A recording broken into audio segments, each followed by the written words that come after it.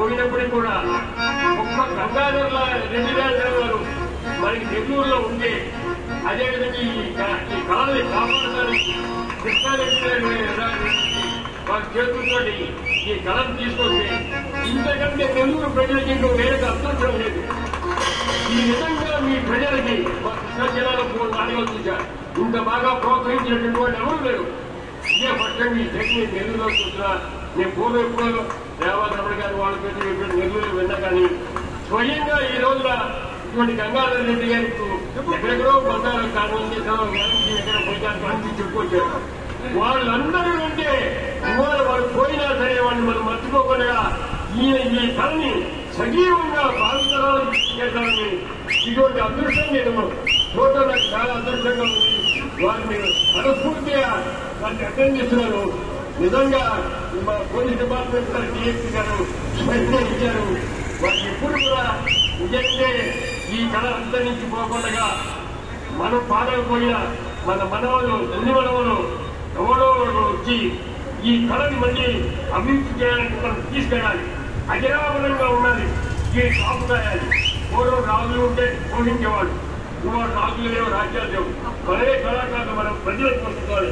ఇటువంటి కృష్ణారెడ్డి గారు, గంగాధర రెడ్డి గారు, డిఎస్పీ గారు ఇటువంటి మహోన్నతమైనటువంటి వ్యక్తులు వీళ్ళందరూ కూడా ఈ కళను సజీవంగా భావితరానికి అందించాలని ఇటువంటి అదృష్టం నాకు గెలవపల్లి గారి గురించి చెప్పాలంటే 2 గంటల బట్టి నాకు కనబడి వస్తాయి. అది ఆనందపాటు కూడా కంటిన్యూస్ గా ఇటువంటి కళాకారులు ఉంటాం. హార్మోనిస్ట్ రామకృష్ణ గారు లాంటి వాడు ఈ హార్మోనిస్ట్ అయితే వాళ్ళు నిజంగా చేతులకి దండం పెట్టాలి. పల్లెటూరులో వేలాది మంది కళాకారులని వాళ్లే తీర్చిదిద్దారు.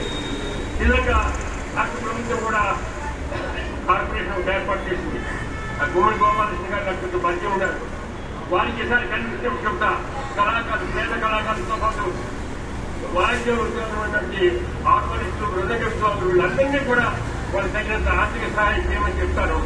ఈ సందర్భంగా మనస్ఫూర్తిగా నా యొక్క ఇన్స్పిరేషన్ అది ఉండబట్టలేక డయాస్టిక్ కార్యక్రమం జరుగుతున్న పరిగెత్తుకుంటూ వచ్చి ఈ గంగాధర ఆశీర్వదించి వెళ్ళాలని చెప్పి కోరుకున్నాను.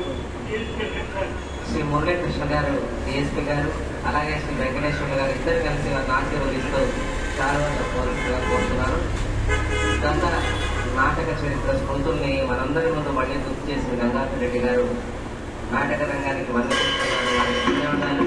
శ్రీ బండి శ్రీనివాసరెడ్డి గారు పెనుశీల మోటార్ డ్రైవింగ్ స్కూల్ అధినేత. వారు నాటక రంగాన్ని అభివృద్ధిని కాంక్షిస్తూ శ్రీ గంగాధర రెడ్డి గారికి 5,000 రూపాయలు బహుకరిస్తున్నారు శ్రీ శ్రీనివాసరెడ్డి గారు. శ్రీ బండి శ్రీనివాసరెడ్డి గారు పెనుశీల మోటార్ డ్రైవింగ్ స్కూల్. అలాగే శ్రీ అల్లూరు రామ్ లింగారెడ్డి గారు వారిని కూడా వేదిక మీదకి వారు కూడా 5,000 రూపాయలు వారికి బహుమతిగా ఇస్తారు.